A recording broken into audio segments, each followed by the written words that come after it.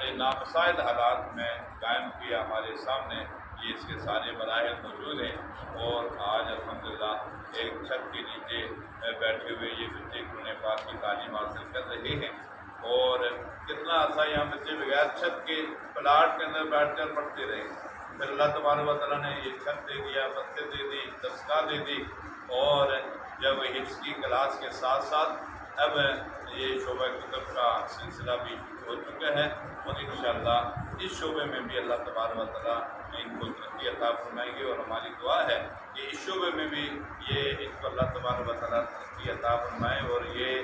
جو شعبہ کتب ہے دورہ حدیث تک یہاں اللہ تبارک و تعالیٰ کلاسوں کا اجرا فرمائے۔ میرے اللہ کے لیے کوئی مشکل نہیں، بس ارادے کی یہ ضرورت ہے کہ وہ ارادہ کر لیں کہ ہم نے دینی تعلیم کو مکمل پورا یہاں کرنا ہے، تو آغاز ہو گیا ہے۔ انشاءاللہ یہ فیاض مبین تک اللہ تبارک و تعالیٰ پہنچانے والے ہیں۔ اللہ پڑھنے والے تمام طلباء کرام کو جو آغاز کر رہے ہیں صحیح معنوں میں عالم بعمل بنائیں، اور دین و دین کا سچا خادم، سچا داعی بنائیں، اور جتنے بچے قرآن پاک حفظ کر رہے ہیں اللہ ان سب بچوں کو قرآن حکیم کا حافظ، قاری اور عالم بعمل بنائیں، بچیوں کو قرآن حکیم کی حافظات، قاریات، عالمات بعمل بنائیں، اور جتنے معاونین ہیں ان معاونین کے لیے اللہ تبارک و تعالیٰ اس جامعہ کو، اس مدرسے کو صدقہ جاریہ بنائیں، اور آخرت میں نجات کا ذریعہ بنائیں۔ یہ جو کتاب ہے